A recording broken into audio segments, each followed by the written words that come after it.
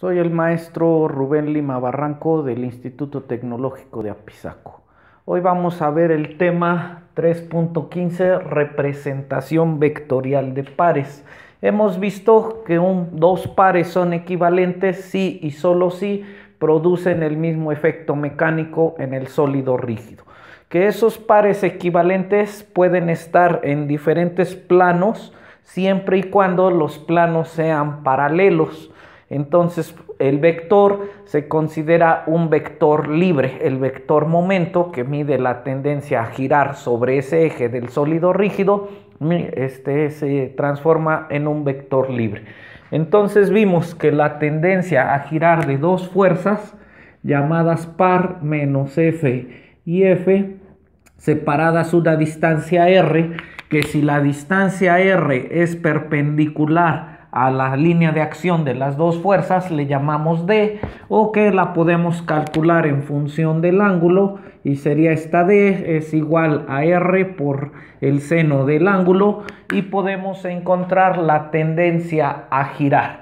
La tendencia a girar entonces queda representada por un nuevo vector, es importante, por un nuevo vector perpendicular al plano que forman las fuerzas F y menos F, llamadas par, un par de fuerzas de la misma magnitud, de la misma dirección, con sentidos opuestos y separadas una cierta distancia.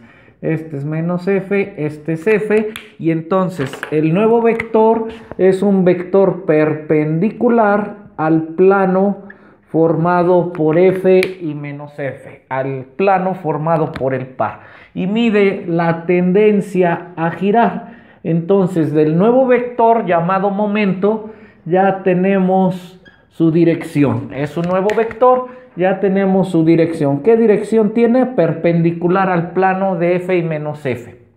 ¿Qué sentido? Está regido por la regla de la mano derecha. ¿Y cuál es su magnitud? Pues su magnitud de M es igual.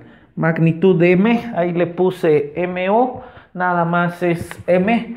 La magnitud de M es igual a F por R por el seno del ángulo. Esa será la magnitud. O vimos en el video anterior que esto puede representarse con D, FD. Esa será la magnitud, es decir, qué tan grande es el nuevo vector, es esto. Al ver que es un vector libre, puede viajar en cualquier sentido, dentro del sólido rígido, y sobre su línea de acción se puede desplazar así dentro del sólido rígido y sobre su misma línea de acción. Entonces, al ser el momento un vector libre, lo podemos trasladar sin problema al origen, siempre y cuando el origen esté dentro del sólido rígido. ¿Qué pasará con esa traslación? Pues debe de mantener su dirección, es decir, el eje debe de ser el mismo, debe de mantener su sentido y debe de mantener su magnitud, debe de mantener la misma magnitud, nada más que es un vector libre. Lo podemos aplicar acá, lo podemos aplicar acá, aquí, o lo podemos desplazar en su línea de acción. No pasa nada, es un vector libre. Y ese vector libre como tal, como cualquier vector, no olvidemos que es un vector, pues entonces tendrá una dirección. La podemos descomponer a ese vector en su componente en el eje Y.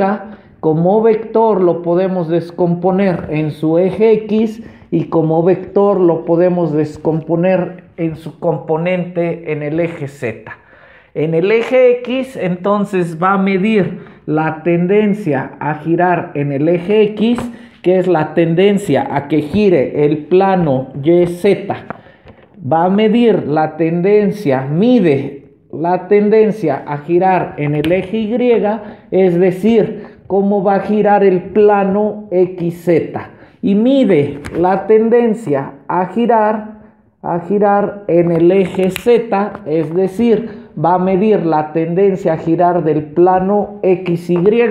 En pocas palabras, ese vector que generó el par de fuerzas, generó un vector momento que mide la tendencia a girar, lo puedo correr a cualquier parte, es un vector libre, es conveniente.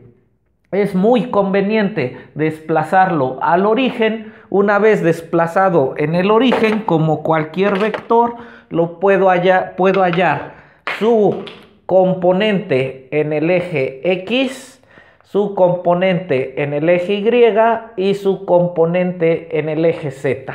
Y después podemos sumarlos, adicionarlos, claro, vectorialmente, estamos hablando de vectores, y podemos obtener de todos los pares que se apliquen en un sólido rígido, obtener un solo momento.